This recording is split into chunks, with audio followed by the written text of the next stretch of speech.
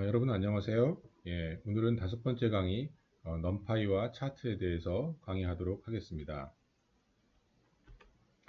예, 우선 넘파이를 먼저 알아보도록 하겠습니다.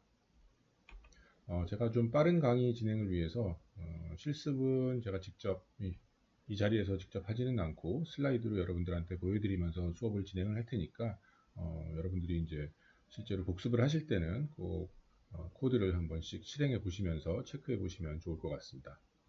자, 우선 먼저 리스트를 먼저 한번 살펴보도록 하겠습니다.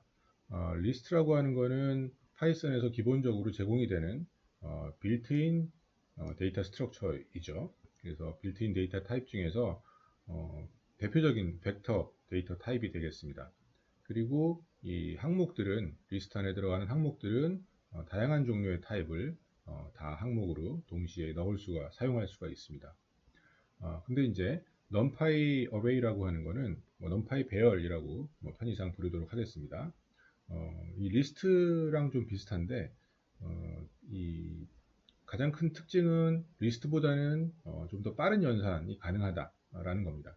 그래서 이 여러 가지 그 어레이들이 있을 텐데요. numpy 어레이들이 있을 텐데 이 어레이들 간의 다양한 산술적인 연산 이런 것들을 좀 빠르게 수행할 수 있고요. 기본적으로 연산 자체는 C로 구현이 되어 있습니다. 여러분들이 이제 사용하실 때는 이제 파이썬만 사용하시면 되지만 내부적으로는 C로 구현이 되어 있는 부분이 많이 존재합니다. 그리고 기본적으로는 같은 데이터 타입을 저장하도록 되어 있습니다. 이거를 여러 종류의 데이터 타입을 강제적으로 사용할 수도 있는데 일반적으로 그렇게 사용하지는 않고요. 동일한 데이터 타입을 사용하도록 설정이 되어 있습니다. 그래서 동일한 데이터 타입이다 보니까 메모리도 좀 더 효율적으로 사용할 수 있겠죠. 리스트보다는. 예, 더 빠른 연산이 가능합니다. 그리고 이제 numpy는 수치 계산에 있어서 굉장히 최적화되어 있는 라이브러리다라고 보시면 되겠습니다. 그래서 좀 효율적인 element wise한 operation들, 즉 배열의 요소들 간의 다양한 연산들을 제공을 해준다. 라고 보시면 되겠습니다. 그래서 수학적으로 사용할 때 굉장히 편리하겠죠.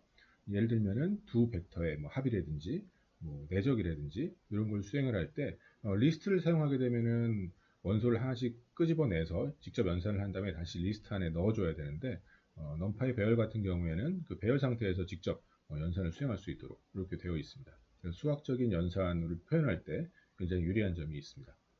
그래서 여기 지금 표를 보여드리고 있는데요. 이쪽 가로축은 그 리스트나 어레이 안에 들어있는 항목의 개수라고 보시면 되겠고요. 그 다음에 세로축은 그 항목들을 연산하는 데 소요되는 시간이다라고 보시면 되겠습니다. 그래서 기본적인 파이썬 리스트 같은 경우에는 오렌지 색깔로 보여 있는 식으로 해서 요소들이 많아질수록 연산의 시간이 많이 소요가 되는데 리스트 같은 그 numpy 배열 같은 경우에는 그 항목의 개수가 많아지더라도 굉장히 빠른 연산이 가능하다라는 걸 볼 수가 있겠습니다. 자, 그럼 이제 리스트하고 numpy 배열은 이제 코드상에서 어떻게 다른지를 살펴보도록 하겠습니다. 자, 리스트 같은 경우에는 중간고사 성적을 10점, 20점, 30점 이런 식으로 갖고 있는 리스트가 하나 있고요. 또 기말고사 성적을 갖고 있는 리스트가 있다고 하겠습니다. 그랬을 때 토탈 점수를 얻고 싶으면은 리스트에서는 이런 단순한 덧셈 연산으로 구현될 수가 없습니다. 앞에서 공부하셨듯이 두 리스트에 더하기로 연산을 취해주게 되면은 그 두 리스트를 서로 이어붙여주는 컨캣 연산이 수행이 된다고 했죠. 그래서 새로운 그 리스트 결과물은 토탈이라고 하는 걸 프린트해 보면 10, 20, 30, 70, 80, 90이 그냥 이어져 있는 형태의 그 결과를 얻게 됩니다. numpy 배열 같은 경우에는 어떻게 만드느냐면 우선 numpy는 기본적으로 스탠다드 라이브러리가 아니고요. 그 외부 모듈이기 때문에 일단 설치를 하셔야 되고 그걸 임포트해서 사용을 이제 하셔야 됩니다.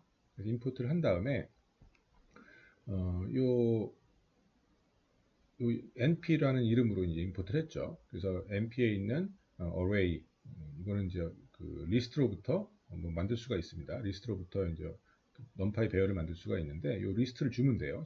20, 30이라고 하는 리스트를 이 array라고 하는 게 그 numpy 배열을 만들어주는 메소드니까요. 이렇게 인자를 주어지게 되면은 10, 20, 30을 갖는 numpy 배열이 만들어지게 됩니다. 같은 식으로 70, 80, 90을 를 이용해서 넘파이 배열을 이제 만들고요. 그 두 개를 더하게 되면 이번에는 어떤 그 연산 결과가 얻어지게 되냐면 토탈을 이제 프린트를 해보면 이 항목 간에 그냥 덧셈이 수행된 결과를 얻을 수가 있습니다. 10점에다 70점을 더해서 80점이 나오고 20, 80 더해서 100점이 나오는 식으로 해서 연산이 되고 뭐 평균도 낼 수 있겠죠. 나누기 2 해주게 되면 평균이 나오게 되겠고요. 실수형으로 플로트 포인트로 바뀌어서 결과를 이제 출력을 해주게 됩니다. 그러면은 이런 그 항목 간의 연산에 있어서는 넘파이 배열이 리스트보다는 훨씬 더 편리하다라는 걸 볼 수가 있겠죠. 예, 그렇게 해서 리스트가 넘파이 배열이 리스트에 비해서는 수치 계산에 있어서 조금 좋은 장점이 있다라고 보시면 되겠습니다. 이 그림으로 나타나 있듯이 파이썬의 기본 리스트는 컨캣이 되고요. 넘파이 배열에서는 두 벡터 간의 합 형태의 연산을 얻게 됩니다. 자, 그래서 넘파이 배열을 뭐 n dimensional array, 그래서 ND array라고 표현을 하고요. 한국어로 하게 되면 다차원 배열이란 말로 표현할 수 있을 것 같습니다. 그래서 배열을 생성하는 방법은 우선 넘파이를 인풋을 하신 다음에 인풋 하실 때 넘파이의 별명을 붙일 때 거의 대부분 다 np라고 하는 별명을 붙여요. 그러니까 이거를 다른 이름을 쓰는 것은 좋은 방법은 아닙니다. 그래서 np라고 이름을 붙일 거고 우리도 np.array에서 10부터 50까지 이어져 있는 그 넘파이 배열 하나를 만들어서 A에 저장을 해 놓도록 하겠습니다. 그래서 이제 몇 가지를 체크를 해볼 텐데요. A.shape 하게 되면은 이 넘파이 배열의 형태를 알려줍니다. 그래서 형태는 지금 인자가 하나, 둘, 셋, 넷, 다섯 개가 있으니까 5라고 하는 것을 알려주죠. 지금 이제 벡터 형태를 만들었기 때문에 이렇게 한쪽 방향으로만 숫자가 나와 있습니다. 튜플 형태로 리턴하게 되어 있고요.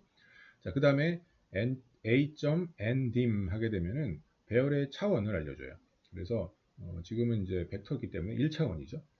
1차원이고요. 그 다음에 a.datatype에 해당하는 d타입을 하게 되면 넘파이 배열 안에 들어가 있는 이 항목의 데이터 타입을 알려주게 되겠습니다. 인티저 32가 되겠고요.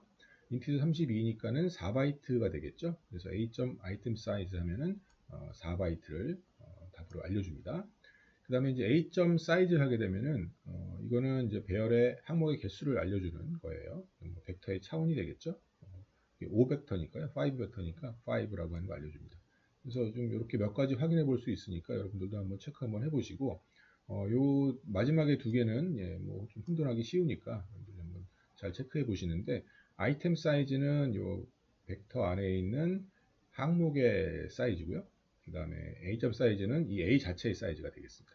그것만 주의하시면 될 것 같고 자 여러 타입을 혼용해서 넘파이 배열을 만들게 되면 어떻게 될까요? 10 이건 정수죠. 이건 실수고요. 이건 문자열입니다. 그래서 이 세 가지 서로 다른 리스트는 이렇게 만들 수 있으니까요. 세 가지 서로 다른 항목을 갖는 리스트를 넘파이 배열을 만들기 위해서 어레이 메소드에 집어넣게 되면 어떻게 출력이 되냐면 이 세 가지 데이터 타입을 다 표현할 수 있는 데이터 타입으로 처리를 하게 되겠습니다. 뭐 예를 들면 정수 같은 경우에 이런 게 표현이 안 되니까 다 가능한 건 이제 문자열이겠죠. 그래서 문자열로 바뀌어서 저장이 돼요. 그렇게 해서 한 가지 데이터 타입만 저장할 수 있도록 이렇게 기본적으로 구성이 되어 있습니다. 자, 그 다음에 넘파이 배열 간의 연산들을 좀 알아보도록 하겠습니다. 우선 더하기 빼기 연산 당연히 가능할 거고요. 넘파이 배열을 뭐 730, 780, 850 이런 형태로 숫자를 만들어서 셀러리라고 하는 곳에 저장을 시켜 놓았습니다. 그 다음에 이제 셀러리를 100 올렸어요. 더하기 100 하게 되면은 어떻게 되냐면은 요 항목들에 있는 것들이 하나씩 값들이 다 100씩 증가해 있어요. 830, 880, 950 이렇게 돼 있죠. 그래서 요 100이라고 하는 것이 요 벡터에 일종의 브로드캐스트가 돼서 다 적용이 됩니다. 그렇게 해서 값들이 다 반영이 돼서 증가해 있는 것을 알 수가 있습니다. 그리고 참고로 일단 벡터를 표현을 하는 형태이기 때문에 넘파이 배열이 벡터들은 여기 콤마 안 쓰죠. 그래서 출력에도 그냥 띄어쓰기로 구분이 되어 있습니다. 그 다음에 곱하기 나누기 연산, 예, 당연히 가능하고, 곱하기 같은 경우에는 곱하기 2 해주게 되면, 샐러리 곱하기 2 해주게 되면은, 예, 역시 항목에 곱하기 2가 다 적용이 돼요. 예, 출력을 해보시게 되면 이렇게 곱하기 2 된 걸 보실 수가 있고, 그 다음에 뭐 나누기 10을 하게 되면 역시 마찬가지로 항목에 다 적용이 되고, 이 그 실수 형태로 바뀌어서 저장이 됩니다. 그 다음에 인덱싱하고 슬라이싱 이 두 부분이 또 굉장히 중요합니다. 넘파이 배열에서 뭐 편의상 10, 20, 30, 40, 50, 60이라고 하는 넘파이 배열을 만들고, 요 항목들을 우리가 인덱싱을 하기 위해서는 우리 리스트하고 동일한 방식으로 수행을 해주면 돼요. 그래서 스코어하고 요 인덱스 번호를 집어넣어주면 됩니다. 인덱스는 항상 0번부터 시작을 하죠. 0번, 여기 0번 인덱스고요. 여기 1번 인덱스고요. 맨 마지막에 있는 게 그 6개니까 5번 인덱스가 되겠죠. 예, 이런 식으로 인덱스 번호를 매겨요. 그래서 인덱스 0번에 해당하는 값을 찾게 되면 10을 반환받고요. 인덱스 5번, 맨 마지막 항목이죠. 예, 60이 나오겠죠. 그 다음에 우리 음수 인덱스도 사용할 수 있죠. 음수 인덱스는 여기가 마이너스 1이고요. 맨 끝에가 여기가 마이너스 2고 이런 식으로 쭉 가죠. 그래서 스코어 마이너스 1 인덱스를 주게 되면 5 인덱스 준 거랑 동일한 결과를 얻게 됩니다. 자, 그 다음에 인덱싱에서 이렇게 명시적으로 숫자로 인덱스를 줄 수도 있는데 논리 인덱싱이라고 하는 거, 로지컬 인덱싱이라고 하는 거죠. 이거를 할 수가 있습니다. 리스트랑 동일하게 할 수가 있는데 논리 인덱싱을 사용하기 위해서 우선 조건을 먼저 만들어 줘야 되겠죠.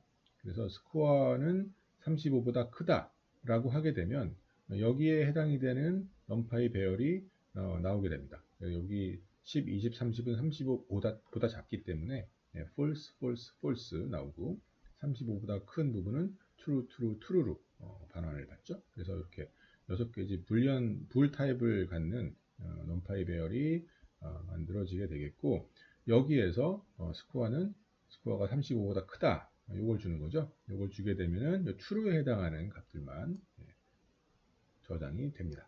40, 50, 60 이런 형태의 논리 인덱싱이 가능하다라는 거, 이건 리스트랑 동일한 결과고요. 그 다음에 슬라이싱, 이거 아주 빈번하게 많이 사용이 됩니다. 특히 기계학습에서는 매우 중요하죠. 큰 데이터셋을 다루는 경우가 많기 때문에 그 데이터의 일부를 취하는 연산을 아주 빈번하게 수행을 하게 될 거예요. 거기서 사용이 되는 방법이고, 간단하게 이제 알아보면 스코어에서 대괄호를 치고요. 예, 인덱스를 하기 위해서 인덱싱을 하는데 그냥 숫자를 하나 딱 주는 게 아니고 범위를 지정을 해요. 1에서부터 4까지 라고 하는 범위를 지정을 합니다. 그럼 여기가 시작 인덱스고요. 4라고 하는 거는 끝 인덱스긴 한데 이 4가 포함이 되지 않아요. 예, 인덱스는 항상 정수를 사용하기 때문에 4가 포함이 안 되기 때문에 3까지가 되겠죠. 그래서 1번, 2번, 3번 인덱스를 취하는 슬라이싱 연산이 되겠습니다. 그래서 여기 보면 1번, 2번, 3번에 해당이 되는 10, 20, 40, 30, 40이 결과로 반환이 되겠죠. 그 다음에 스코어 해놓고 역시 범위를 지정을 하는데 3하고 콜론을 친 다음에 뒤에를 비워놓게 되면 이건 맨 마지막 항목까지 그냥 다 취하겠다는 뜻입니다. 시작 번호만 주는 거예요. 3번 인덱스가 0, 1, 2, 3이니까 40이니까요. 40부터 맨 끝 60까지 취하는 슬라이싱 연산이 되겠습니다. 그 다음에 음수 인덱스도 언제나 쓸 수 있기 때문에 쓰시면 돼요. 3부터 시작해서 마이너스 1, 요거 포함 안 된다고 했죠. 마이너스 1은 60이니까 요거 포함이 안 되는 요 50까지만 취하는 연산이 되겠습니다. 40부터 50까지 나오고요. 그 다음에 요 왼쪽도 비워놓고 오른쪽도 비워놓게 되면 그냥 전체를 다 취하는 슬라이싱이 돼요. 이렇게 결과를 얻게 되겠습니다. 물론 시작을 비워놓고 끝만 지정할 수도 있습니다. 그런 연산도 다 되고 일반적인 슬라이싱 연산 다 되니까 여러 가지 한 번씩 다 한번 테스트 한번 해보시고요. 넘파이 배열이 이 부분은 이제 그 리스트랑 동일하기 때문에요. 어렵지 않을 겁니다. 자, 그 다음에 지금까지는 1차원 넘파이 배열을 살펴봤었는데 지금부터는 이제 2차원 배열도 한번 살펴보도록 하겠습니다. 2차원 배열은 우리 매트릭스라고 부를 수 있겠죠. 그래서 매트릭스를 만들어 보도록 하겠습니다. 우선 리스트로부터 직접 만드는 방법이 제일 편리하니까 만들어 볼 텐데 역시 마찬가지로 아까처럼 array라고 하는 메소드를 불러주면 되는데 요 안에 인자로다가 가만히 보시면 1, 2, 3이라고 하는 항목이 하나 들어가고요. 4, 5, 6이라고 하는 리스트가 또 하나 들어가고 7, 8, 9라고 하는 리스트가 또 들어가죠. 예, 요거를 다시 리스트의 그 원소로 만들었죠. 그래서 이렇게 하면 이제 출력을 해보게 되면 1, 2, 3, 4, 5, 6, 7, 8, 9 이런 형태의 그 배열을 얻게 됩니다. 그래서 마치 그 리스트 안에 리스트가 들어 있으니까요. 2차원이죠. 2차원 배열을 만들어낼 수가 있겠습니다. 자, 그 다음에 그럼 2차원 배열도 역시 마찬가지로 우리가 인덱싱도 할 수 있어야 되고 슬라이싱도 할 수 있어야 될 텐데 우선 인덱싱하는 방법을 알아보도록 하겠습니다. 이건 2차원은 이제 매트릭스이기 때문에요. 매트릭스 인덱스하고 동일하게 해야 되고 매트릭스 같은 경우에 항상 세로 방향을 먼저 지정을 한다고 했죠. 행번호를 먼저 사용을 해야 된다라는 게 가장 그 중요한 부분이고 행번호를 먼저 주고 그 다음에 열 번호를 주면 되겠습니다. 그래서 기존에 우리가 알고 있던 리스트 스타일로 인덱싱을 할 수가 있어요. 보시면 A하고 먼저 제로를 먼저 인덱싱을 하죠. 제로라고 하는 거는 요 그림을 살펴보실 때요. 세로 방향으로 0, 1번 인덱스, 2번 인덱스예요. 그래서 요 1, 2, 3을 취한 거죠. 여기서 다시 요 취한 거에서 두 번째, 아니 2번 인덱스, 0번, 1번, 2번 인덱스. 그래서 3이 답으로 나오게 됩니다.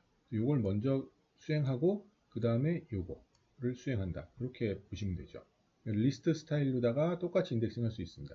근데 넘파이에서는 다른 형태의 인덱싱도 제공을 해주는데 지금 보시는 이런 형태. 자, 보시면 요 3을 얻기 위해서 뭐 A0를 먼저 얻고 그 다음에 2를 얻는 이런 형태로 해도 되지만 그냥 한꺼번에 해도 됩니다. A의 0번 세로 쪽으로 첫 번째 로우죠. 그 다음에 맨 마지막 컬럼이죠. 2니까 0, 1, 2, 3. 그래서 이렇게 그냥 직접 아이템을 인덱싱 할 수도 있어요.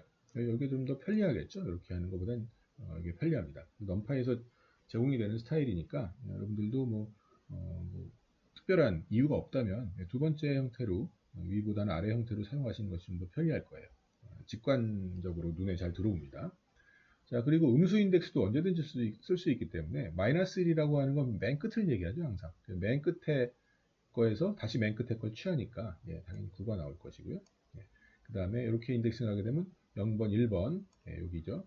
그 다음에 여기서 마이너스 2니까요. 마이너스 1, 마이너스 2 이건 마이너스 3이고요. 마이너스 2에 해당하는 5번이 답으로 나올 겁니다. 뭐 이런 형태로 여러분들이 인덱싱을 할 수가 있습니다. 자, 그럼 이제 그 인덱싱을 할 수 있다면 그 요소의 값도 변경할 수 있겠죠. 그래서 리스트 A가 있을 때 A00이라고 하는 거는 요거잖아요. 그렇죠? 요걸 인덱싱한 거죠. 요 값을 201로 바꿨어요. 바꿔서 출력을 해보니까 201로 바뀌어 있는 거 보실 수가 있습니다. 그래서 배열의 요소의 값을 바꾸는 거는 인덱스를 사용해서 지정을 하고 값을 대입해 주면 됩니다. 이 요소에다가 그렇게 하면은 그 값의 변경이 일어날 수 있고요. 만약에 요거를 그 정수가 아닌 다른 타입으로 여기 아래 바로 나오는데 정수가 아닌 다른 자료형으로 값을 바꾸려고 하면 어떻게 될까요? 예를 들어 실수형으로 바꾸려고 하면 이 배열에 있는 내용이 다 실수로 바뀔 리가 없겠죠. 이건 이미 정수로 만들어 놓은 거니까 얘가 정수로 바뀌어서 저장이 됩니다.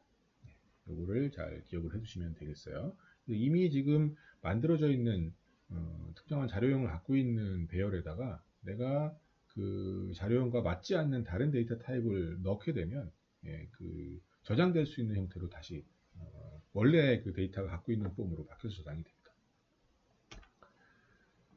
자, 그러면 역시 그 매트릭스도 슬라이싱을 할 수 있겠습니다. 매트릭스 슬라이싱이라고 하는 건 뭐 표가 이렇게 있을 때 매트릭스는 표니까요. 그 중에서 뭐 일부 영역을 이렇게 취하는 연산을 수행하는 것이 바로 슬라이싱이 되겠죠.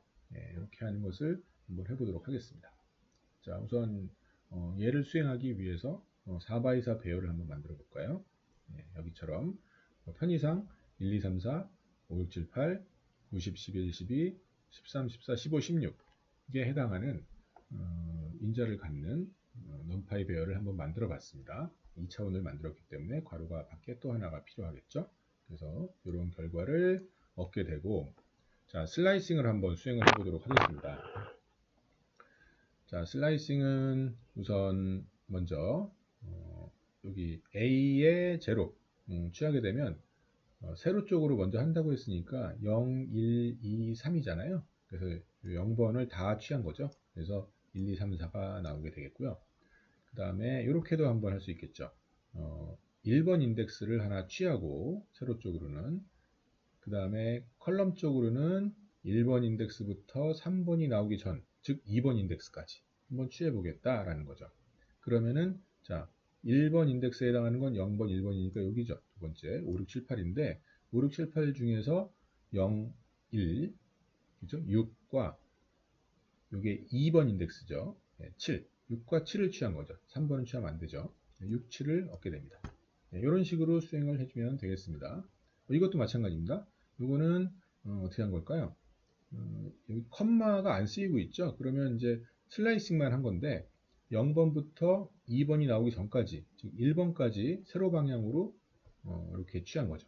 그리고 가로 방향으로는 특별한 뭐 어떤 인덱스를 지정을 안 했죠. 그러면 그냥 위에 두 줄이 출력이 돼서 나올 겁니다. 자, 그 다음에 이 부분을 이제 한번 볼 텐데요. 이건 슬라이싱이 이제 사용이 된 케이스죠. 그래서 요거는 뭐냐면 아까처럼 0번, 2번을 여기랑 이어지는 거죠. 0번부터 1번까지 취하고 다시 2번부터 끝까지. 2번 인덱스는 0, 1, 2번이잖아요. 그래서 여기에 해당하는 3번하고 7번 여기고요. 4번하고 8번.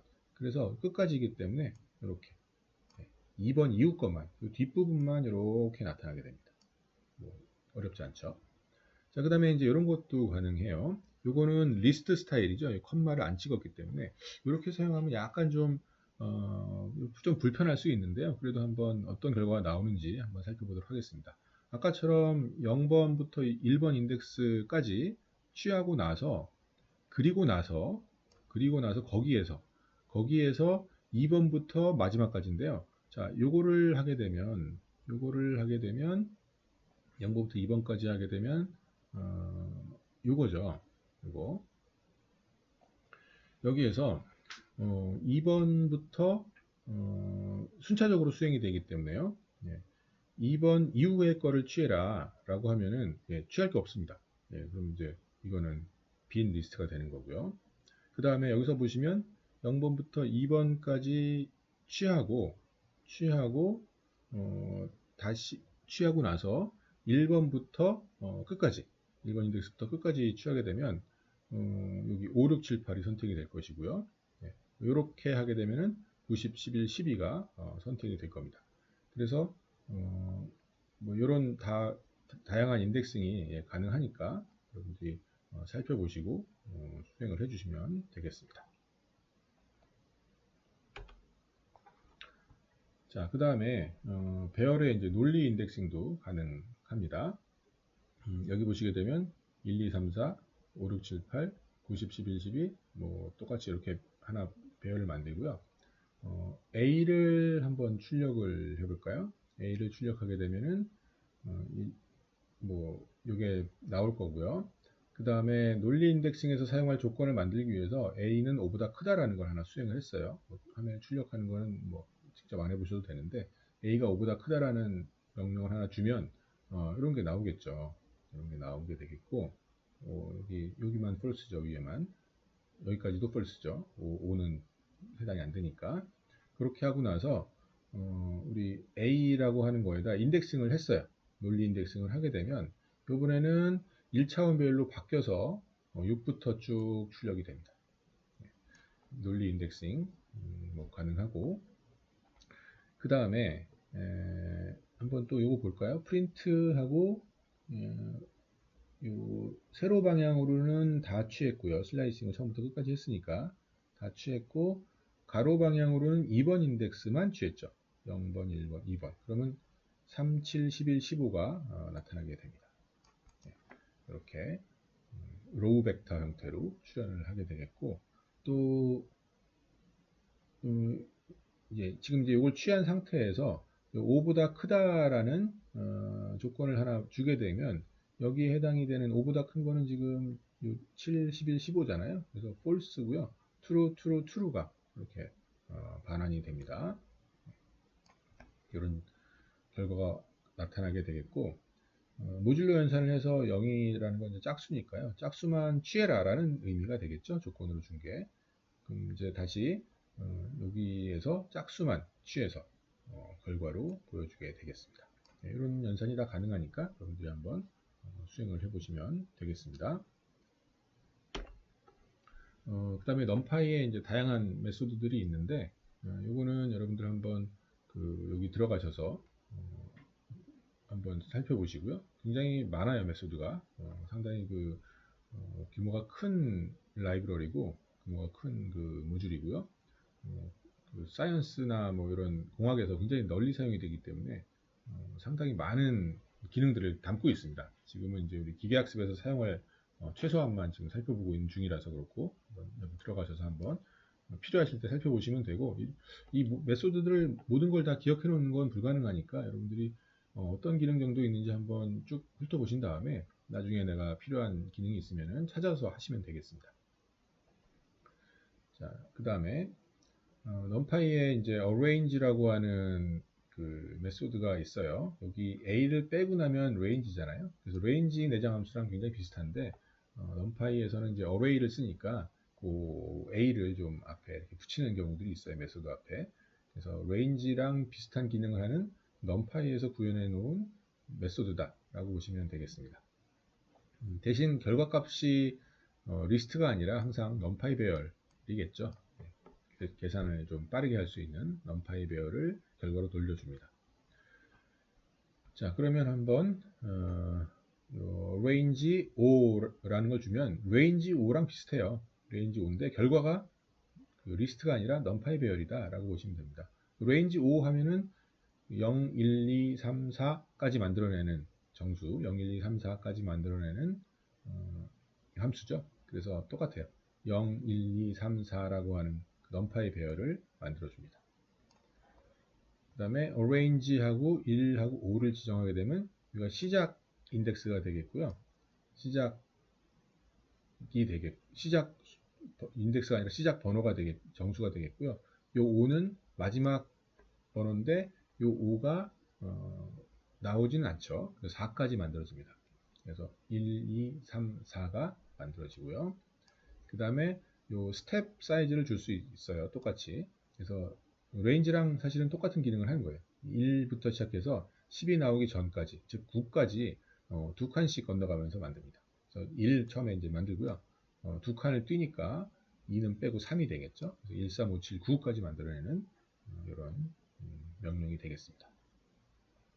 자, 그 다음에 우리 굳이 내가 리스트로 자료형을 바꾸겠다라고 하면은 뭐 타입을 변경해주는 타입 캐스팅 내장 함수를 사용하시면 되겠죠. 그래서 리스트하고 방금 만들어낸 넘파이 배열을 리스트로 바꿔주는 게 되겠습니다. 리스트로 바뀌어져서 출력이 되는 것을 확인을 해보실 수가 있습니다. 자, 그 다음에 넘파이 메소드 중에서 뭐 간혹 사용이 되는데 저희 이번 학기에는 특별히 사용할 일이 많지는 않을 것 같아요. 뭐 한 번 사용할까 말까 하는데 리니어 스페이스라는 게 있습니다. 그 다음에 또 뒤에서 나오는 로그 스페이스라는 게 있는데 리니어 스페이스라고 하는 거는 이것도 일종의 이제 넘파이 메소드인데 시작부터 끝까지 균일한 간격으로 지정된 수만큼을 원소로 갖는 배열을 만들어내는 메소드가 되겠습니다. 그래서 이렇게 사용하시면 되는데 lin하고 스페이스라고 하는 메소드 이름은 그냥 lin 스페이스예요. 그래서 이게 시작 번호고요. 이게 뭐냐면은 100이 마지막 번호입니다. 시작 번호, 마지막 번호. 그 다음에 요거는 뭐냐면은 개수예요. 개수. 100개를 만들어라 라는 거죠. 그럼 1부터 시작해서 100까지 100개를 만들면은 뭐 1, 2, 3, 4, 5, 6, 7, 8 해서 100을 만들겠죠. 이 개수를 조절하시게 되면 여러분들이 요 간격이 바뀌겠죠. 200개를 만들려고 하면은 요거의 절반 간격으로 막 만들어질 겁니다. 예를 들면 뭐 그런 식으로 해서 이제 숫자가 만들어지게 되겠습니다. 이런 넘파이 배열을 빠르게 얻어낼 수가 있습니다. 우리가 데이터는 현재 없는데 데이터를 뭘 빠르게 뭐 만들고 싶어요. 균일한 간격을 갖는 데이터를. 그러면 이런 식으로 그냥 만들어 주시면 되겠습니다. 그 다음에 이제 로그 스페이스도 있어요. 균일한 간격이 아니라 좀 다른 간격으로 데이터를 만들고 싶을 때도 있겠죠. 그래서 여기서는 이름은 로그 스페이스인데 지수 간격으로 만들어집니다. 그래서 생성되는 수의 시작을 이렇게 10의 x로 하고요. 마지막을 10의 y로 하고 개수를 n으로 지정하면 되는데 여기 0이 바로 요 x 값이고요. 요 5가 y 값이고요. 여기 x, y 그 다음에 요 30이 그 n이에요. n.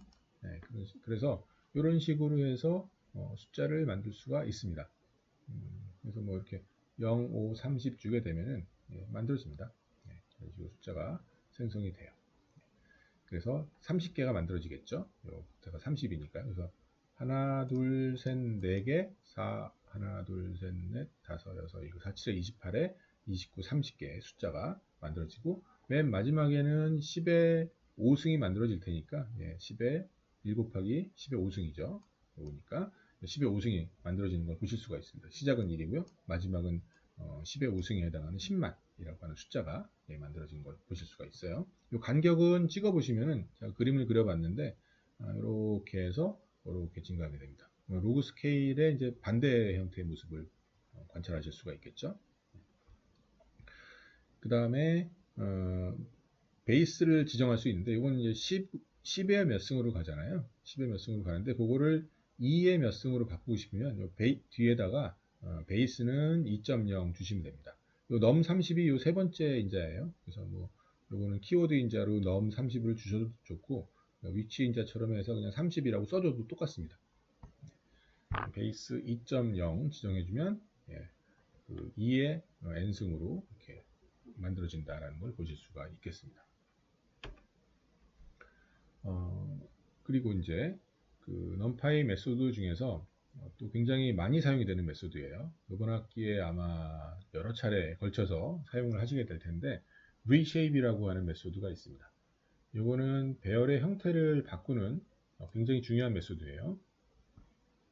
그래서 뭐 인자의 마이너스 1을 전달하게 되면은 데이터의 개수에 맞춰서 자동으로 정렬을 해줍니다. 그래서 좀 편리하게 쓸 수 있고 여기 보시면은 A라고 하는 numpy 배열은 arrange로 만들었죠. 12개, 12까지, 그러니까 11까지죠. 0부터 11까지의 숫자를 가지고 배열을 하나 만들었는데 요거는 벡터 형태로 만들어지겠죠. 그냥 뭐 특별히 숫자만 쭉 줬으니까. 그래서 쭉 1차원 자료형이 만들어질 텐데 요거를 A. reshape 해가지고 6 이건 세로 쪽의 개수고요. 2 요건 가로 쪽의 개수입니다. 12개 그 항목이 있는데 요거를 6x2 매트릭스 형태로 바꾼 거예요. 그러면 출력을 해보시게 되면 0, 1, 2, 3 해서 여기 세로 쪽으로 6개, 가로 쪽으로 2개 해서 매트릭스 형태로 바뀌게 됩니다.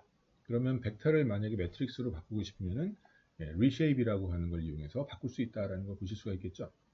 반대로도 할 수 있어요.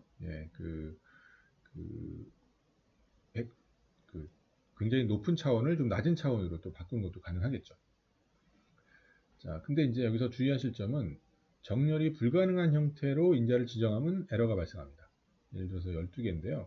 이거를 7바이 얼마로 하려고 그러면은 아래로 7개 만들고 세로 쪽에 그 개수가 맞지가 않죠. 그래서 이런 경우에는 뭐 임의의 값을 채워주지 않고 그냥 에러를 이렇게 반환해줘요. 데이터 개수를 잘 보고 해야 됩니다. 데이터 개수를 정확하게 알고 있어야지 정렬할 수 있다라고 보시면 되겠죠. 자, 플래튼이라고 하는 거는 요거는 뭐냐면 2차원 이상의 텐서를 1차원 벡터로 바꿔주는 거예요. 역시 리쉐입을 해주는 건데 이거는 리쉐입 중에서 1차원으로 쫙 바꿔주는 거, 즉 평탄화 해주는 게 바로 플래튼이라고 하는 메소드입니다. 플래튼 자체가 의미가 이제 평평하게 하는 거니까요. 2차원 이상을 1차원으로 바꿔준다 라고 보시면 되고 역시 우리 이번 학기에 상당히 많은 빈도로 사용을 하게 될 겁니다. 그래서 요거는 이제 넘파이 배열을 만들었죠. 그 다음에 리쉐입을 통해서 6x2로 만들었죠. 네, 아까처럼. 그 다음에 이걸 다시 플래튼을 하게 되면은 다시 원래 걸로 돌아가겠죠. 네, 이렇게 돌아갑니다. 그래서 그 데이터의 어떤 그 차원을 이제 자주자주 바꾸게 돼요. 사실 그 인공신경망에서는. 그래서 두 메소드는 굉장히 자주 사용이 될 겁니다. 자, 그 다음에 난수를 만드는 방법에 대해서 알아보도록 하겠습니다.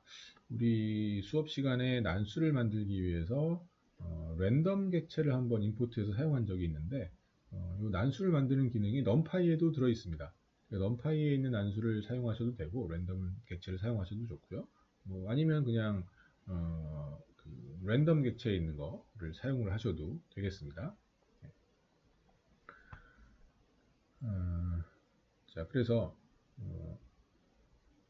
여기 이제 랜덤 객체 넘파이를 사용을 할 텐데요. 이제 시드가 필요해요. 난수를 만들 때 시드를 먼저 지정을 해야 되는데 시드를 지정하는 거는 시드 메서드를 사용하시면 되겠습니다.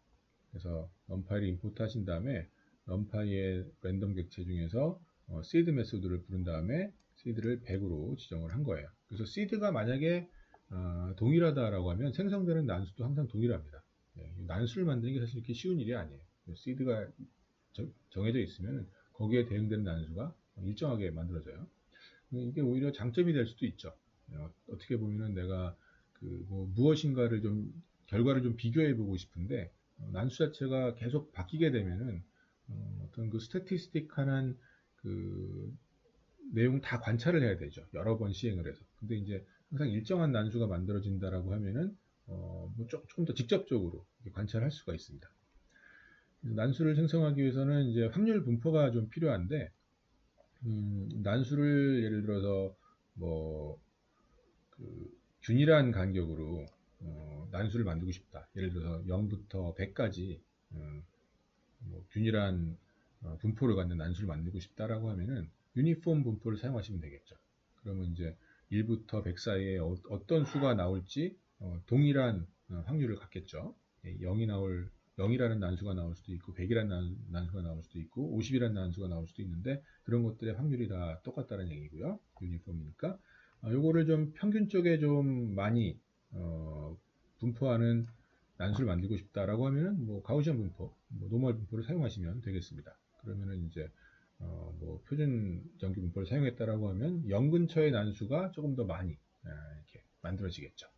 네, 그런 식으로 해서 확률 분포를 지정을 해서 난수를 사용하시면 되는데 뭐 이런 확률 분포들이 있으니까 여러분들이 살펴보시고 잘 맞는 확률 분포를 사용을 하시면 되겠습니다.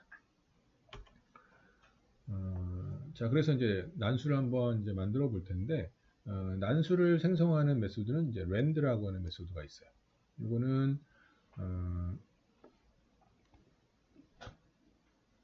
네, 한번 살펴보도록 하겠습니다.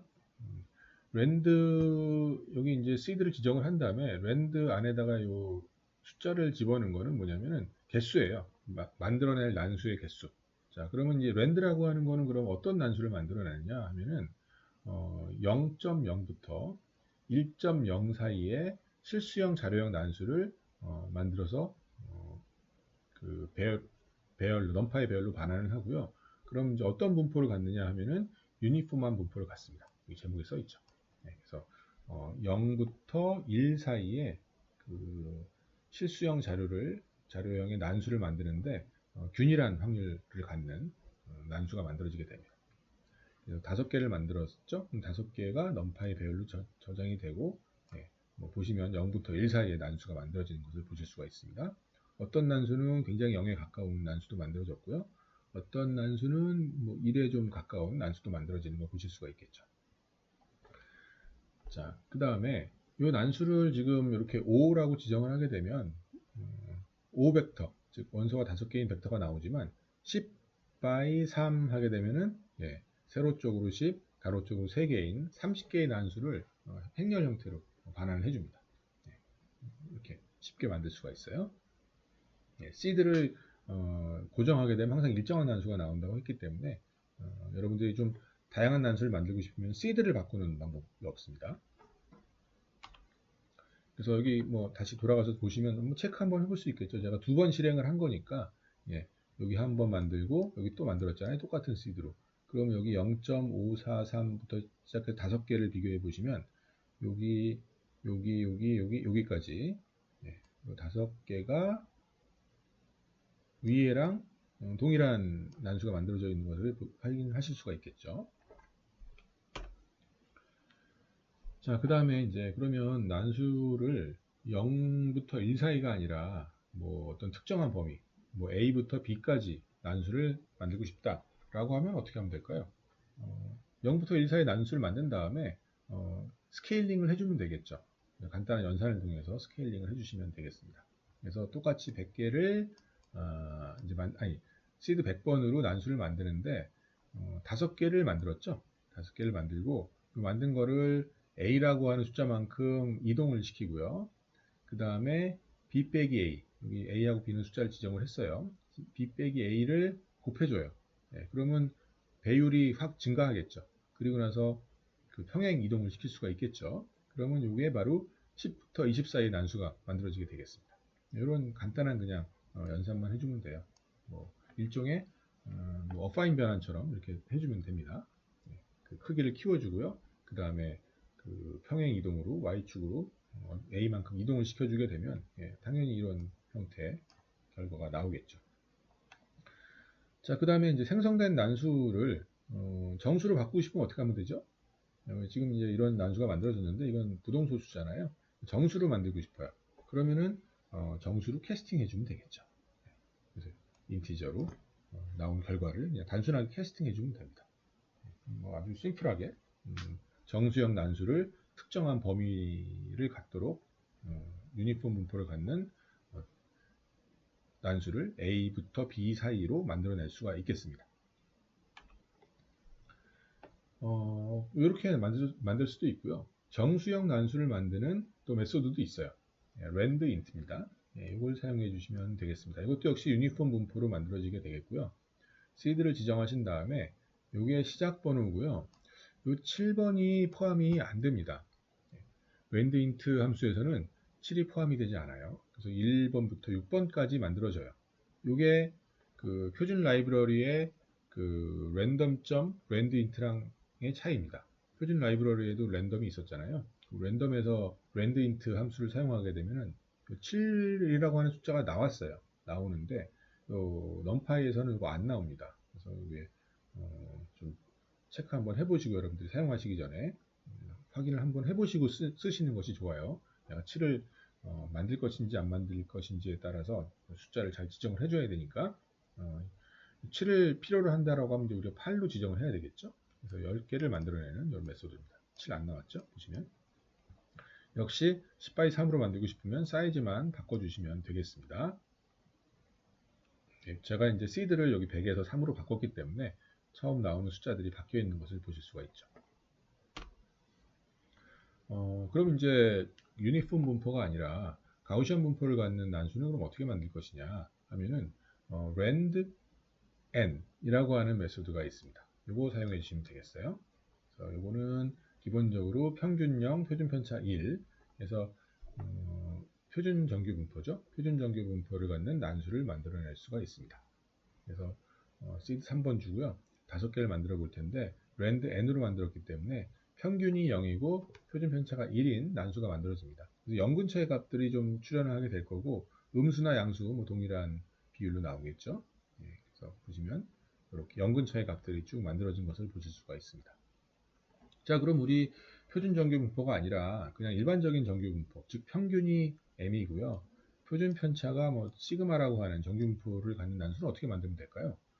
예, 이것도 아까 우리 보셨던 것처럼 표준 정규 분포를 이용해서 난수를 만든 다음에 이만큼 m만큼 이동을 시키고요. 표준 편차에 해당하는 거를 곱해주면 돼요. 우리 아마 고등학교 때 다 배우셨을 것 같은데 이런 거 보셨죠? 표준 측도라고 뭐 불렀던 것 같습니다. 이름은. 그래서 요거를 x를 이제 이게 표준 정규 분포니까요. 반대로 이제 x 일반적인 정규 분포로 바꾸기 위해서는 여기서 식에서 시그마 곱해준 다음에 m을 이동시켜 주면 되죠. 그거 똑같이 해주면 됩니다. 그래서 표준 정규 분포를 만든 다음에 시그마를 곱해주고요. 그 다음에 m만큼 더해주게 되면은 여기 평균이 10이고요. 표준 편차가 2인 정규 분포가 만들어지게 됩니다. 여기 보실 수 있겠죠. 아무래도 평균이 10쪽으로 좀 이동을 했기 때문에 표준 편차는 2밖에 안 되기 때문에 음수는 굉장히 드물게 아마 출현을 하게 될 것 같습니다. 이런 형태로 우리 랜덤 넘버들을 만들 수가 있다 라고 보시면 되겠습니다. 그래서 랜드n을 실제로 한번 정말 표준 분포를 만들어냈는지 한번 확인을 해보기 위해서 차트를 한번 그려봤어요. 요거는 이제 히스토그램을 찍어봤고, 히스토그램을 찍는 코드는 뭐 여기 나와 있습니다. 뭐 어렵지 않으니까 한번 여러분 체크해 보시는데, 제가 어떻게 했냐면 시드 10번을 이용해서 난수를 지금 10,000개를 만들었죠. 컴마가 여기 있다 치면 10,000개를 만들었고, 요거를 이제 A에 저장을 한 다음에 A라고 하는 그 넘파이 배열이잖아요. 넘파이 배열을 여기서 지금 리스트로 다시 바꿔서 여기다 저장을 했죠. 그럼 요건 리스트죠. 그 다음에 저장된 리스트를 여기 히스토그램을 그리는 요 메소드인데요. 요거는 이제 matplotlib에 있어요. 예, plot.hist 한 다음에 방금 리스트를 주고요. 그 다음에 요 리스트를 몇 개의 그 빈으로다가 여기 이제 요 구간이에요. 구간 몇 개, 50개의 구간으로 나눠서 히스토그램을 그려본 겁니다. 그래서 지금 이렇게 이렇게 꺾여진 게 지금 한 50개가 있는 건데요. 50개 구간 나눠서 그림을 그려봤더니 이건 지금 표준 정규 분포로 만들었기 때문에 아무래도 평균 0 쪽에 제일 많은 그 빈도가 있죠. 빈도를 찍어본 겁니다. 그래서 이 멀어질수록 평균에서 멀어질수록 자주 출현하지 않는 것을 보실 수가 있습니다. 그리고 이제 더 많이 찍게 되면은 많이 아니라 10만 개, 100만 개 찍게 되면은 깨끗한 곡선 형태로 만들어지겠죠. 빈을 아주 많이 늘린다면 뭐 그렇게 해서 직접 확인해 보실 수도 있습니다. 자, 그 다음에 난수를 생성하고 이제 평균하고 중앙값을 한번 얻어볼까요? 이거는 이제 에버리지고요. mean이라고 불리우는 거. 이거는 미디언 값이죠. 줄 세운 다음에 딱 그 중간에 해당하는 등수에 해당하는 등수 얻어내는 겁니다. 평균 키가 뭐 175, 표준 편차가 10이라고 했을 때 이렇게 생긴 그 난수들을 지금 10,000개를 만들어내게 되면 평균 175, 표준 편차 10 준 다음에 난수 만들고 이렇게 이동시켜 주면 된다고 했죠. 실제로 평균과 미디언 값, 중앙 값을 찍어 본 거예요. 평균은 175 근처 나오고 미디언 값은 이렇게 나왔죠. 시드를 또 바꿔서 해보시면 조금 다른 값이 나오는데 전부 다 뭐 175 근처에 있는 값이 당연히 나올 겁니다. 그 다음에 이제 코릴레이션이라고 하는 거, 나중에 조금 자세히 공부할 기회가 있는데 코릴레이션도 굉장히 중요합니다. 이거는 이제 그 두 개의 변수 간의 상관관계를 보여주는 게 코릴레이션이에요. 선형관계를 보여주는 건데 예를 들어서 이제 넘파이 배열을 이렇게 만들었어요. A하고 B를. 요거는 이제 넘파이 배열을 좀 조건을 줘서 만든 거죠. 그래서 100개를 만들었고요. 그 다음에 요거는 100개에 대해서 x의 제곱이죠. 네, x의 제곱으로 만든 겁니다. 그러면 1번부터 100번까지 만들고 1번부터 100의 제곱까지 만들어지겠죠. A하고 B는. 그래서 요거의 코릴레이션을 계산하는 메소드인데요. 코릴레이션을 계산했어요. A하고 B를. 그래서 찍어봤어요. 그랬더니 이렇게 나옵니다. 여기는 이제 A, B, 여기도 A, B라고 보시면 돼요. 위치가. 그래서 A하고 A의 자기 자신 간의 상관관계는 당연히 1입니다. B도 자기 자신하고는 1이에요. 그래서 대각 방향으로는 자기 자신이기 때문에 항상 1이 나오고요. 코릴레이션은. 여기가 중요한 건데요. 요거는 B와 A의 상관관계. 이거는 A와 B의 상관관계예요. 뭐 두 상관관계는 서로 이제 뭐 동일한 상관관계를 가질 텐데 1에 가까울수록 그 양의 상관관계를 갖는 거고요. 마이너스 1에 가까울수록 음의 상관관계를 갖고 0에 가까울수록 상관관계가 없는 겁니다. 자, 양의 상관관계라는 건 A가 증가하면 B도 같이 증가하잖아요. 그래서 양의 상관관계가 되는 거고 A가 증가할 때 B가 반대로 감소하게 되면 음의 상관관계죠. 마이너스로 표현이 될 거고 지금 같은 경우에는 제곱이기 때문에 양의 상관관계를 가질 겁니다. 자, 그럼 실제로 계산은 어떤 계산을 수행했냐면 요 계산을 수행했어요. 이거는 이제 A하고 B의 코베리언스고요. 이거는 그 다음에 요거를 코베리언스 값 자체는 A하고 B의 상관관계를 보여주는 건 맞는데 값들의 범위가 굉장히 큽니다. 큰 값을 가질 수 있기 때문에 그거를 마이너스 1부터 1 사이 값으로 갖게 하도록 하기 위해서 이런 걸로 분산의 루트를 씌운 걸로 이렇게 나눠준 거예요. 그럼 이제 지금 수학 시간은 아니기 때문에 따져보게 되면 이 로우 값은 최대값이 1이고요. 최소값은 마이너스 1이 나옵니다. 그래서 이거는 분모는 그냥 이 값을 노멀라이즈 해주기 위해서 나눠준 거다라고 보시면 될 거고 중요한 거는 이 코베리언스 상관관계가 되겠습니다. 뒤에서 이제 이 부분은 자세히 살펴볼 거예요. 기계학습 파트에서 살펴보도록 할 거고, 자, 그 다음에 이제 차트에 대해서 알아보도록 하겠습니다. 차트는 이제 매플롯립을 사용해서 한번 그려보도록 하겠습니다.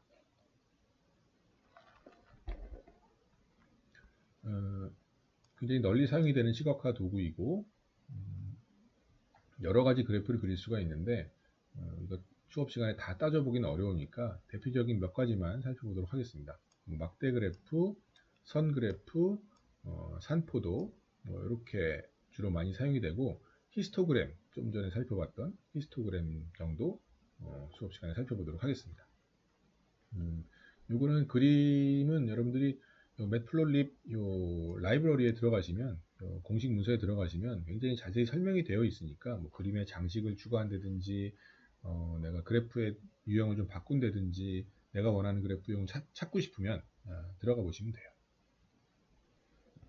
자, 우선 단순한 차트 한번 그려볼까요? 뭐 예를 하나 만들어 왔는데 1950년부터 2020년까지 대한민국 1인당 GDP 그래프, 그래서 연도를 여기 썼고요. 이렇게 쭉 표현했죠. 그 다음에 GDP 값을 이렇게 쭉 표현했습니다. 개수는 지금 하나, 둘, 셋, 넷, 다섯, 여섯, 일곱, 8개. 8개씩 갖고 있는 리스트예요. 넘파이 배열도 아니고 리스트입니다. 만약에 넘파이 배열로 만들어져 있다고 하면 여기다가 이제 타입 캐스팅해서 리스트로 바꿔서 플롯 안에다 집어넣어 주면 됩니다. 그래서 이 플롯이라고 하는 메소드는 우리가 그 matplotlib에 파이플롯을 사용할 거니까 임포트 할 때 matplotlib.pyplot 한 다음에 별명을 썼어요. 이름이 좀 기니까 이게. 그래서 plt라는 이름을 줬습니다. 그래서 우리는 앞으로 이제 plt.plot 한 다음에 요게 x, 요게 y에 해당하는 우리가 이제 그 평면에다 그릴 거니까요. x하고 y가 필요하겠죠. 그래서 x에 해당하는 거고 요게 y에 해당하는 겁니다. 두 개를 이제 위치 인자로 지정을 하고 뒤에는 사실 아무것도 안 주면 디폴트 값이 그대로 사용이 돼요. 그래도 한번 값을 좀 세팅을 해 보겠습니다. 색깔은 초록색으로 지정을 했고요. 마커는 뭐 동그라미로 했고요. 라인의 스타일은 그냥 선으로 했습니다. 점선이 아니라 실선으로 했어요. 이런 식으로 인자를 주면 되겠고, 기본적으로 플롯이라고 하는 건 그냥 선 그래프를 그려주는 그런 메소드예요. 그 다음에 이제 여러 가지 좀 그 옵션을 줬는데 표에 그림에 여기 뭐 표라고 하는 게 아니라 그래프에 그 제목 줬고요. 그 다음에 x축에 그 범례를 준 거예요. 레전드를 준 거고 y축에도 역시 y축 이름이 있어야 되니까 그래프에 좀 표현해 주면 좋겠죠. 그래서 이름을 주기 위해서 레이블이라고 하는 거, x 레이블, y 레이블 씁니다. 그 다음에 그림을 화면에 보여주는 거는 요건데 만약에 저장하고 싶으면은 save fig라고 하는 메소드 써주시면 돼요. 파일 이름 주시면 되겠습니다. 해상도 지정해 주시고, 자, 이렇게 하면 그림을 그리게 됩니다. 그 그린 결과는 요거예요. 아까 그 데이터에 있는 걸 그대로 그림으로 그려준 겁니다. 그대로 실현을 해줬어요. 보시면 이제 여기 연도 나오고요. 세로 쪽으로 요 GDP 나오고, 색깔은 녹색 했으니까 녹색 맞게 나왔고, 요 마커 점 찍는 거 있잖아요. 요거 동그라미로 찍었고 실선으로 그렸죠. 네, 이런 식으로 해주면 되겠습니다. 여러분들 다양하게 옵션 바꿔가면서 테스트 한번 해보시면 될 것 같습니다. 뭐 그래프 스타일 변경하는 것도 포함을 해놨는데 제가 색깔을 레드로 바꾸고요. 마커를 X로 바꿨고 마커 사이즈를 좀 키웠고요. 디폴트는 아마 10인가 그럴 텐데 키웠고 라인의 스타일은 솔리드가 아니라 점선으로 바꿨습니다. 자, 이렇게 바뀌어서 나오는 거 보실 수가 있죠. 자, 메서드에 좀 몇 가지 속성을 좀 지정을 할 텐데 플롯 메서드에 그래프 3개를 한번 동시에 그려보도록 하겠습니다. y는 2x, 이참수들 3개를 해놓고 부호가 마이너스니까 하나는 아래쪽으로 위로 볼록한 그래프가 그려지겠죠. 그래서 이런 거를 그리기 위해서 일단은 리스트로 만들어줘야 됩니다. 값들을. 그래서 x를 우리 마이너스 20부터 20 사이의 값으로 이제 지정을 했죠. 마이너스 20부터 시작해서 20이 나오기 전까지니까 19까지 만들어지겠죠. 네. 그거는 뭐 똑같이 맞추려면 21로 지정해주면 더 좋았을 텐데 20으로 했습니다. 그냥 했고 x를 원소를 넣었으니까 마이너스 20부터 마이너스 19 해서 0 지난 다음에 19까지 나와 있는 값이 x에 저장이 되겠죠. 리스트로. y는 뭐 x의 제곱이고요. 2x고요. 2 곱하기니까 2 곱하기 i니까 2x고 그 다음에 y2는 뭐 x의 제곱에다가 뭐 마이너스 4x 더하기 3이 되겠죠. 예, 위에 식 그대로 그냥 표현한 거예요.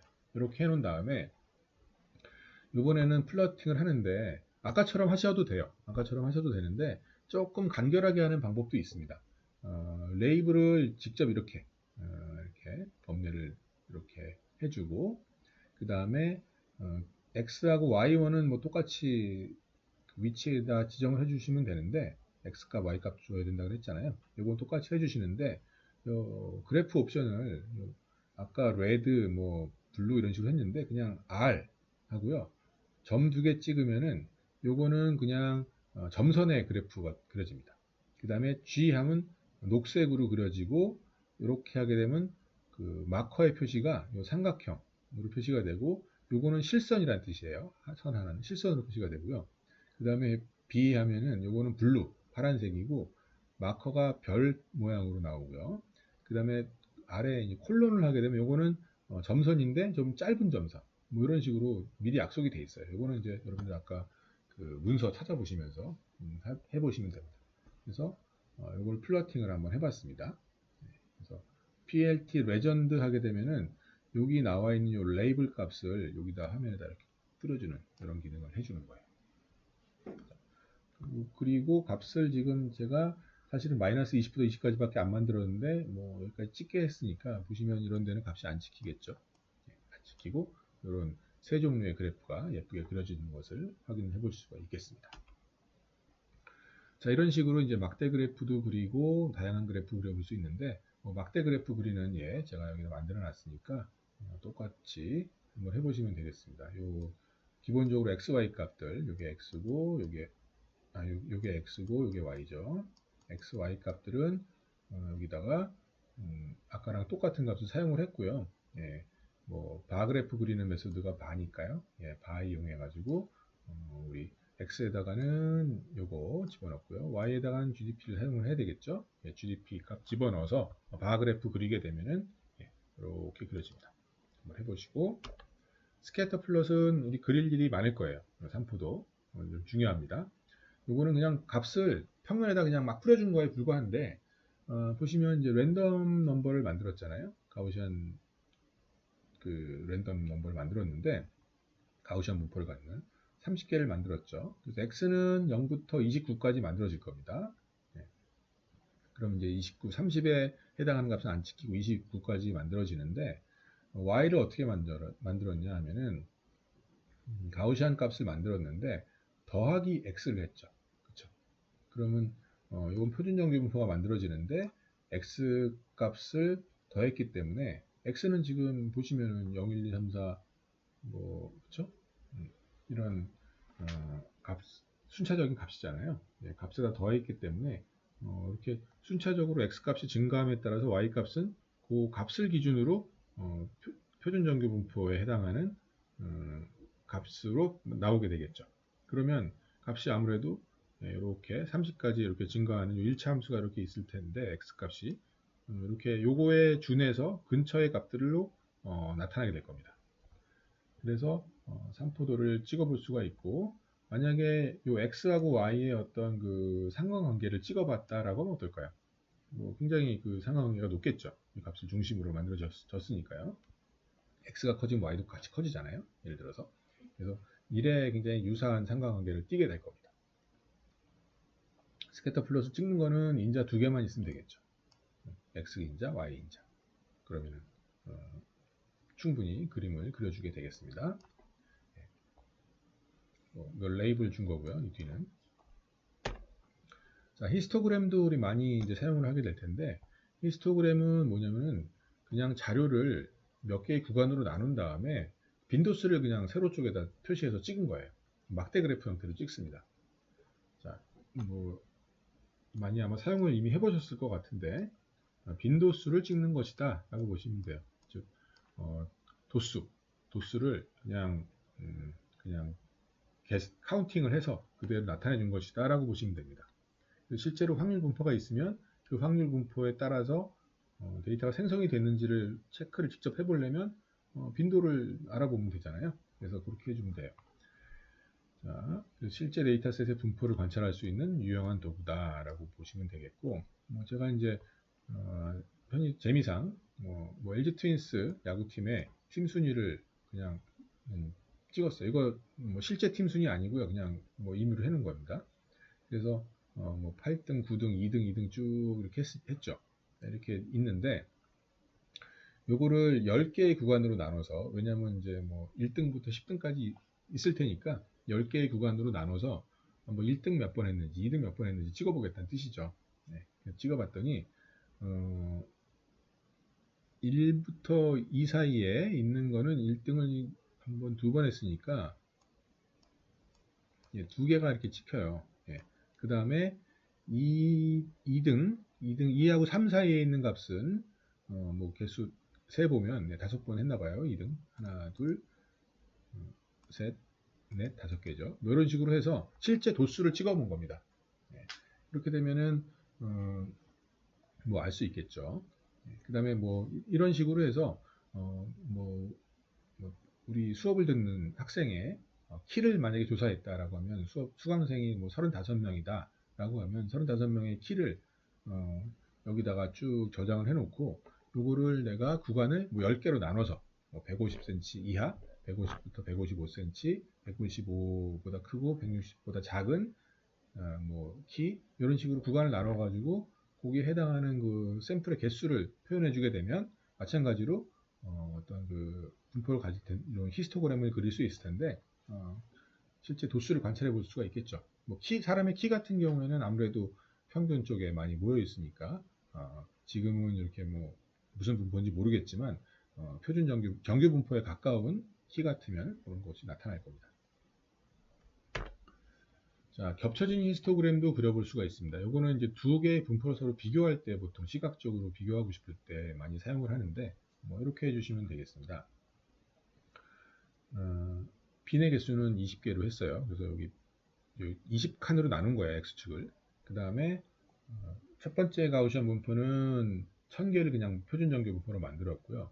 두 번째 가우시안 분포는 더하기 3을 했으니까 똑같은 정규 분포인데 평균만 3으로 이동이 된 거죠. 이렇게 해서 만들어서 두 개를 그림을 각각 그렸는데, 색깔을 구분하기 위해서 하나는 파란색, 하나는 빨간색으로 그렸고, 요 알파라고 하는 건 투명도예요. 두 개 겹쳤을 때 여기 색깔을 두 개 겹친 걸 어느 정도 표현하기 위해서 0.5라고 하는 거 좋습니다. 그림을 그렸더니 파란색 분포는 여기 0을 중심으로 해서 표준 정규 분포가 하나 이렇게 만들어졌고요. 이렇게. 그 다음에 역시 3을 중심으로 해서 하나 더 만들어졌죠. 그래서 만개가 이렇게 서로 표준 정규 분포 형태로 만들어지고, 이쪽 꼬리 쪽이 얼마나 겹치는지도 관찰하실 수가 있겠습니다. 투명도가 있기 때문에 두 개의 색이 합쳐진 형태로 표현이 되는 걸 보실 수가 있겠습니다. 그리고 이제 박스플롯이라고 하는 게 있습니다. 박스플롯은 이런 그림이에요. 여기 가운데 상자가 하나 있고, 그 다음에 여기 위에 이렇게 쭉 뻗은 선을 수염이라고 불러요. 위스컬 또는 수염이라고 부르고, 수염이 쭉 있고, 그리고 수염 끝에는 수염의 끝을 표현할, 수염이 선이기 때문에 끝이 좀 명확하지 않으니까 끝을 표현하기 위해서 다시 가로선을 이렇게 좀 짧게 그어요. 이렇게 해주고, 그 다음에 수염 바깥에 동그라미들이 가끔 이제 보이게 됩니다. 지금처럼. 요거는 이제 이상치 값이라고 하는 걸 표현해줘요. 요게 이제 박스플롯인데, 자, 그러면 요 사각형은 의미하는 게 뭐냐 하면은 전체 데이터 샘플 중에서 상위 25%를 제외한 그 다음 거 있죠. 뭐 100명이 있으면 등수를 매겼으면 1등부터 25등까지를 제외하고요. 그 다음 등수 그래서 또 하위 25%는 또 제외를 해요. 그럼 딱 가운데 있는 그 50%에 해당하는 거를 그 최대값과 가장 낮은 값을 이렇게 이용해서 박스를 그리게 됩니다. 그리고 중간에다 줄도 하나 그어요. 요거는 뭐냐면 중앙값이에요. 이건 박스 플롯은 여러분들 어떤 그 평균 가지고 다루는 게 아닙니다. 순위를 가지고 다루는 거예요. 순위에서 딱 50등한 값을 얘기하는 거죠. 50등한 사람의 그 점수에 해당하는 걸 다 써주면 돼요. 점수에 해당하는 게 요 선이에요. 이렇게 되고, 자 그러면 수염은 뭐냐 하면은 수염을 그려야 되는데 수염은 지금 길이를 어떻게 표현하냐면은 몸통 길이의 1.5배로 표현을 하는데 데이터 포인트가 존재하는 곳에 점을 찍어야 되기 때문에 뭐 수염 길이가 위아래가 좀 다를 수가 있습니다. 그리고 1.5배를 넘어서는 것들은 좀 아웃라이어 또는 이상치라고 불러서 동그라미들을 표시해요. 동그라미들이 많이 찍히는 경우들도 있습니다. 요게 바로 박스 플롯이 되겠습니다.